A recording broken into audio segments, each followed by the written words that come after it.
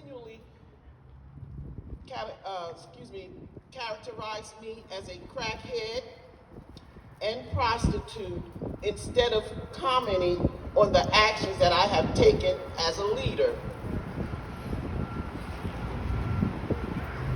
I myself have been held accountable for the unfortunate statement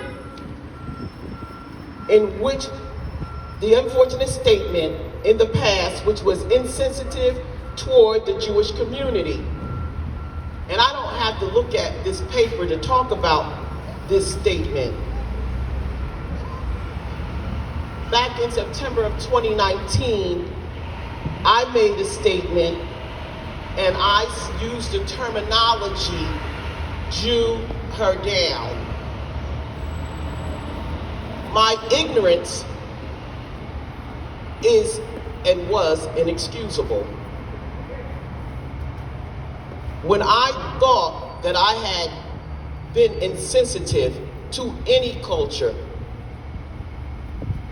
no one had to tell me to apologize because I knew it was something that I had to do.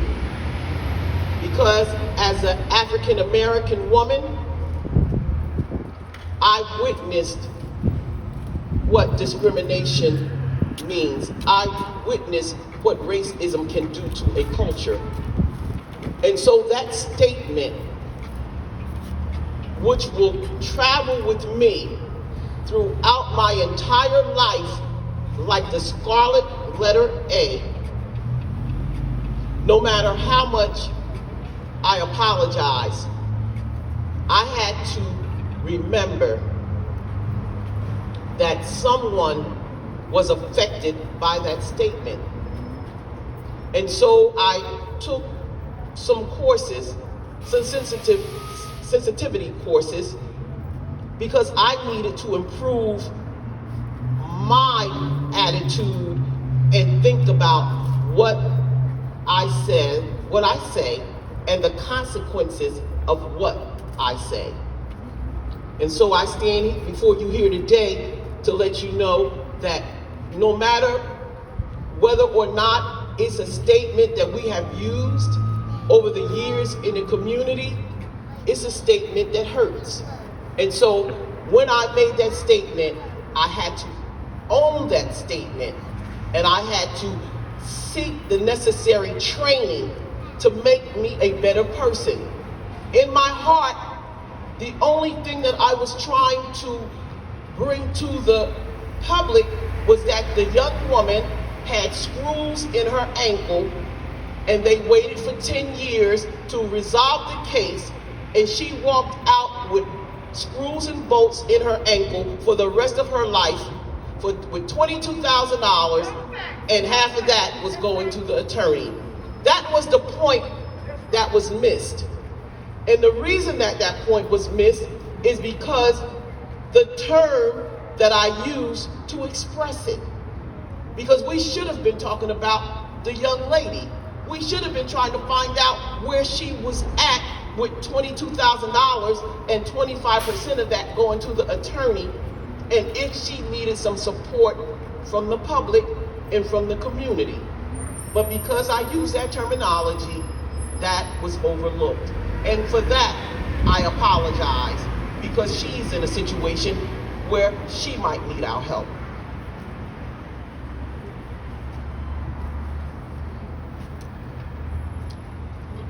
Excuse me. I'm going to quote a phrase here from Malcolm X. Malcolm X best referenced the struggles of black women in a speech in May of 1962, in which he noted, "Black women are the most unprotected, disrespected, and most neglected persons in America." In the recent groundbreaking historical text, The Three Mothers, Anna Malika Tubbs noted that black women know the fabric of their lives are stitched with violence and hatred. I and my fellow women, mothers, sisters, and daughters navigate this history every day. I would expect more from a councilman, especially an African American councilman, who should be more woke to the problems that face not only Black women, but all women as a whole. And today, my message to Councilman Blakely is this. The city of Trenton has fallen. Our streets are blighted.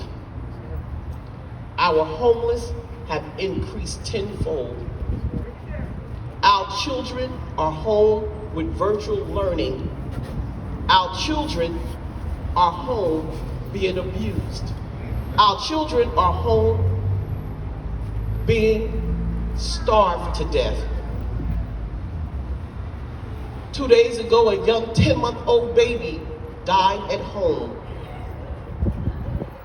Our seniors can't get the vaccine, and people from other cities are getting it. The city of Trenton is hurting. It is hurting for true leadership. The city of Trenton can no longer afford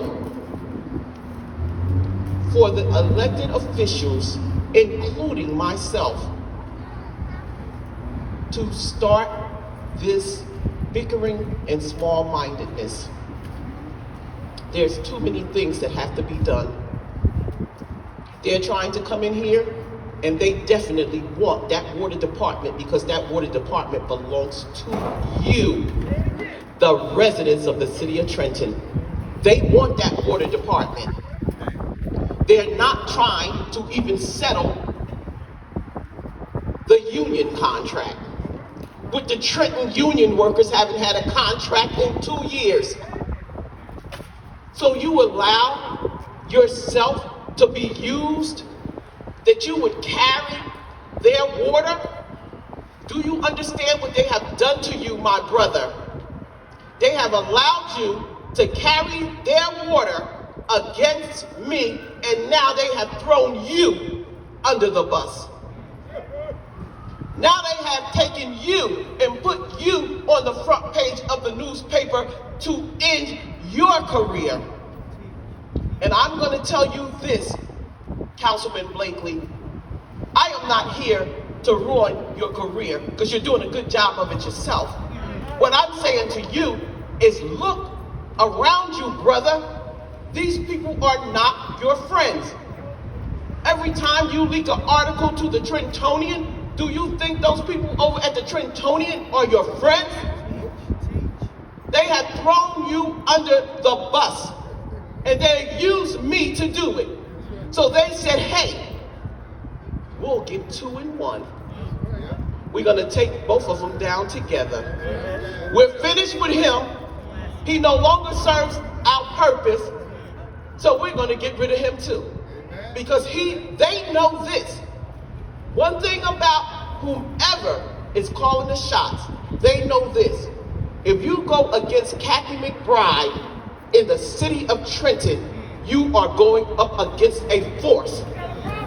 And let me tell you this, they know that that force will call for his resignation. They know that I have 125 cousins, and I didn't even bother to get involved with this here today. My son and James pulled this together, because if I would have picked that phone up and called my eldest cousin, there would not be no standing room on this street.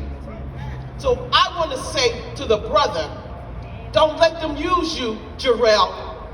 Don't let them use you. You have a very promising future, but you don't need to go up against Kathy McBride, because it will be very, very grim if you do. They're using you, brother, and don't allow it to happen. And this 2 in 1, it's not going to benefit them, because what I'm saying to Jarrell Blakely is, Councilman, Councilman Blakely, pull it together. You think that this is the only statement that he's made against me? It's not. 2 months ago, he went on a tirade with the mayor and all the other council people in a text and called me illiterate, called me a prostitute for Happy Carmichael. I was a baby when Happy Carmichael was in the street, and everybody in the town knows Happy Carmichael. And that's what the brother was saying when he said, be careful about who you're talking about, because you don't know who Happy's sons are. You don't know who his children are. So what I'm going to say to all of the people that said, why is she coming out now? Well, let me be very clear. This is that article that hit the paper. That wasn't the last statement that he made against me. When he made that statement against me that was in the papers, I went to him and I talked to him as if I was his elder. And I said to him, you need to knock it off. But he did not take my advice, and he continued, and he continues, because he even told an outright lie that he apologized to me. But what I want to say to him, if you want to apologize to me, then you meet me right out here in the public where your statement lingers. Meet me in the street amongst the people and apologize. Because that's where your words are. They're in the streets now. They're in every corner of this city now. You can't tell me that you didn't mean it and you continuously repeat it. And so with that, I'll say to each and every one of you here today and to all of my constituents, my work before me is hard. I need your support, and I want to tell you, if you keep supporting Kathy McBride, I will keep working for you. I need to get that contract with the union signed. I need to make sure that that water department audit comes up and comes back to us. I need to make sure that those contractors that are ciphering the money out for the lead line replacement hire the people in this community. I need to make sure the people in this city have food on their tables. The work ahead of me is hard, and I can't do it without you. So I ask each and every one of you to pray for the city of Trenton, to pray for me, and to pray for Councilman Blakely. I thank you from the bottom of my heart. Yeah.